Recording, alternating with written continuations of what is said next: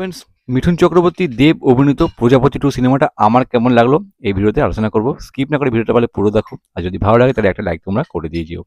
তো ফ্রেন্ডস, আজ হচ্ছে 8ই জানুয়ারি 2026, বৃহস্পতিবার। ভিডিওটা শ্যুট করছি আমি। 1 জানুয়ারি গিয়েছিলাম নন্দন সিনেমা হলে প্রজাপতি 2 দেখতে। লাইফে ফার্স্ট টাইম নন্দন গেলাম সিনেমা দেখতে, আগে কোনোদিন যাওয়া হয়ে ওঠেনি, সুযোগ হয়ে ওঠেনি। ব্যাপক একটা এক্সপিরিয়েন্স ছিল সিনেমা হলে। এমনিতেই কলকাতা হেরিটেজ বলতে পারো নন্দন, আর সেখানে সিনেমা দেখাটা আলাদা মজা। টিকিট প্রাইসও কম থাকে, 30, 50, 70। আর হলটা তো পরিষ্কার পরিচ্ছন্ন। আর ওই সিনেমাটা এমন, মানে তুমি সিনেমা না দেখে ওখানে গিয়ে সেলফি তোলো বা ওখানে কিছু টাইম স্পেন্ড করো, সেটা তুমি করতে পারবে।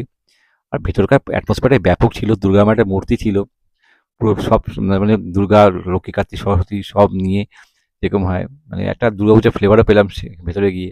প্লাস যেরকম সিট, বসার সিট ছিল সেরকম স্ক্রিন বড় ছিল, সাউন্ড কোয়ালিটি খুব ভালো, পিকচার কোয়ালিটি খুব ভালো।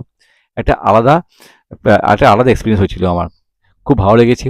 এবার যদি সিনেমাটা নিয়ে আলোচনা করি, প্রজাপতি 2 শর্টেই যে বলবো, বেশি বড় না করে, আমার খুবই ভালো লেগেছে। খুব ভালো একটা সিনেমা, পারিবারিক ছবি, বাবা ছেলের গল্প, বাবা মেয়ের গল্প, অসাধারণ। যেরকম কমেডি আছে সেরকম ইমোশনালও করে দেয়। দেব আর মিঠুন চক্রবর্তীর মধ্যে কিছু কিছু সিন এত ভালো লাগে না, মনের মধ্যে জায়গা করে নেয়, খুবই ভালো লাগে। ইভেন সেই বাচ্চা মেয়েটার সঙ্গে দেবের যে পোর্শনটা আছে খুব ভালো লাগে। এখানে ইদিকা পাল ছোট্ট একটা রোলে আছে, দেবের ওয়াইফের চরিত্রে, ছোট্ট একটা ক্যামিও রোল। সেই পোর্শনটা বেশ ভালো লেগেছে।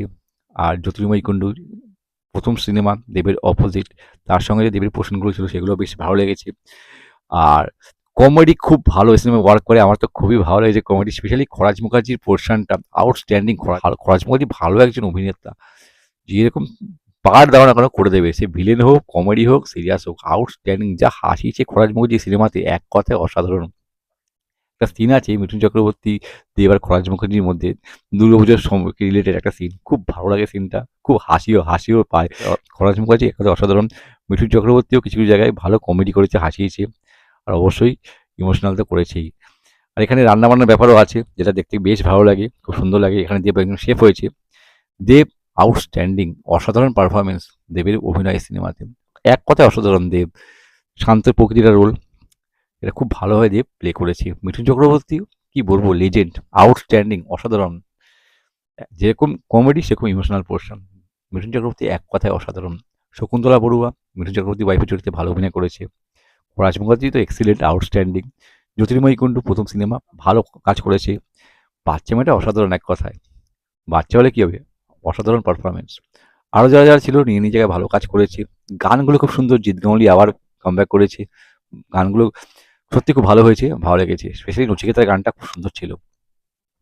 সব মিলিয়ে খুব ভালো একটা সিনেমা। একটা স্পয়লার দেবো, যারা নাকি সিনেমাটা এখনো দেখোনি, এই ভিডিওটা এখানেই পজ করে নাও বা স্কিপ করে বেরিয়ে যেতে পারো, এরপরে দেখো না। তাহলে যারা দেখে নিছো তারা দেখো।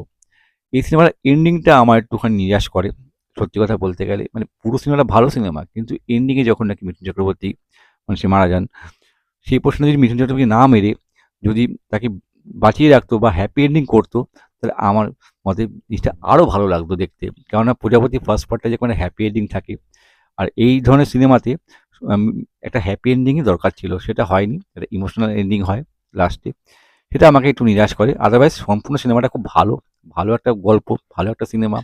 এখানে প্রজাপতি 1-এর সঙ্গে প্রজাপতি 2-এর কোনো মিল নেই, নতুন গল্প। সিকুয়েল হলে কী হবে, ক্যারেক্টারগুলোকে নিয়েছে, কিন্তু গল্প সম্পূর্ণ আলাদা, আর দেখতে বেশ ভালো লাগে। আর কিছু কিছু কমেডি পোর্শনও আছে, যেরকম লন্ডনে ভেজ পাস্তা, পান্তা সিন, পাস্তা বলছি পান্তা, পান্তা সিনগুলো যেগুলো আছে, এগুলো বেশ ভালো ছিল। খুব ভালো একটা সিনেমা। দেব মিঠুন চক্রবর্তীর মধ্যে যে সিনগুলো ছিল সত্যি মনে জায়গা করে নেওয়ার মতো। আর সব মিলিয়ে ভালো একটা মুভি, আমার তো খুবই ভালো লেগেছে। ক্লাইম্যাক্সটা একটু বেটার হতে পারতো।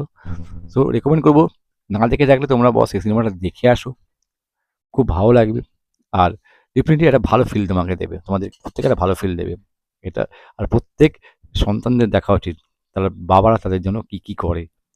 মানে আমরা মেনলি মা কেন্দ্রিক, মা সব কিছুই, কিন্তু কোথাও যেন বাবাদের ইম্পর্টেন্সটা হারিয়ে যাচ্ছে।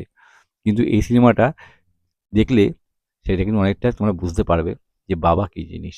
যদি ভিডিওটা ভালো লাগে তাহলে লাইক করো, শেয়ার করো, নতুন থাকলে আমার চ্যানেল সাবস্ক্রাইব করতে পারো। যদি কোনো সিনেমা সম্পর্কে জানতে চাও তো আমায় কমেন্ট করে পাঠাও, আমি চেষ্টা করবো সেই সিনেমা সম্পর্কে ভিডিও বানানোর জন্য আর তোমাদের সাথে শেয়ার করবার জন্য। এটা আমার বাংলা চ্যানেল, কিন্তু নর্মালি আমি হিন্দি সিনেমারই রিভিউ করে থাকি। যেহেতু বাংলা চ্যানেল, তো বাংলা সিনেমা এই ফার্স্ট টাইম নিয়ে আসলাম। পাশে দেখো আর শেয়ার করো। টাটা।